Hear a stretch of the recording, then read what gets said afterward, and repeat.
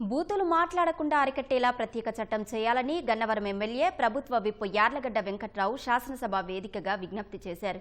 CM చంద్రబాబును YCP నేతలు బూతులు తిట్టడం తీవ్ర ఆక్షేపణీయమన్నారు.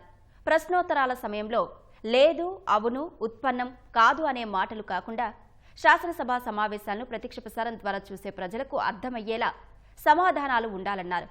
0 అవర్లో సభ్యులు లేవనెత్తే సమస్యల పరిష్కారానికి తగిన సమాధానం రావాలన్నారు.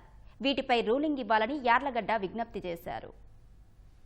లైవ్ లో మంత్రులు అవును కాదు ఉత్పన్నం కాదని చెప్పేది సభలో వాళ్ళకి అర్థమవుతుంది, కానీ ఏదైనా పార్లమెంట్ లో కానీ ఇక్కడ కానీ చూసే ఆడియన్స్ టీవీ ఎవరైతే చూస్తారో వాళ్ళకి ఆ క్వశ్చన్ అర్థం కాదు. అధ్యక్ష, అవును కాదు ఉత్పన్నం కాదంటే అర్థం కాని పరిస్థితిని అడ్రస్ చేయాల్సిన అవసరం ఉందని బలంగా నమ్ముతూ మీరు రూలింగ్ ఇవ్వాల్సిందిగా కోరుతున్నారు. అధ్యక్ష, 0 అవర్ లో మంత్రులు నోట్ చేసుకుంటారని గత సమావేశాలు చెప్పారు, కానీ నోట్ చేసుకుంటారు. అధ్యక్ష, అలాగే రిప్లైలు కూడా ఏం రావట్లేదు. దాని మీద కూడా కొంచెం రూలింగ్ ఇచ్చే అవకాశం ఉంటే పరిశీలించవస్తే కోరుతున్నాను. రిప్లై రాకపోతే మా కాన్స్టిట్యున్సీ పైన అడిగింది అవుతుందో అవదో ఏదో ఏదర్ అవుతుందో లేదో చెప్పాల్సిన అవసరం. అధ్యక్ష, ఎన్టీ రామారావు గారికి ఆయనకి జాతీయ పతాకాన్ని రూపొందించిన మహానుభావుడు పెంగళ వెంకయ్య గారికి భారతరత్న వచ్చేటట్టుగా మీరు చూడాల్సిన అవసరం ఉంది. అధ్యక్ష, భోగరాజు పట్టాభిషేకరావు గారు ఏఐసీసీ ప్రెసిడెంట్ గా కేడీసీసీ బ్యాంక్ పెట్టిన వాళ్ళు, 5వ కాళేశ్వర తొలి శాసనసభ స్పీకర్ విజయవాడ బ్యాంక్ పెట్టిన ఆయన, అలాగే మట్నూరు కృష్ణారావు ఆంధ్రపత్రిక పెట్టిన ఆయన, విశ్వనాథ సత్యనారాయణ కవిసారం, ఇట్లాంటి వాళ్ళు ప్రముఖులు కనీసం 30-40 మంది ఈ రాష్ట్రానికి ఏం చేశారో వాళ్ళు గుర్తించాల్సిన అవసరం ఉంది. అధ్యక్ష, కనీసం వాళ్ళ విగ్రహాలు ఏర్పాటు చేయాల్సిందిగా గౌరవ ముఖ్యమంత్రి గారిని కోరుతున్నాను. అధ్యక్ష, తెలుగు భాష మీద కూడా ఒక చట్టం చేయాలి. అధ్యక్ష,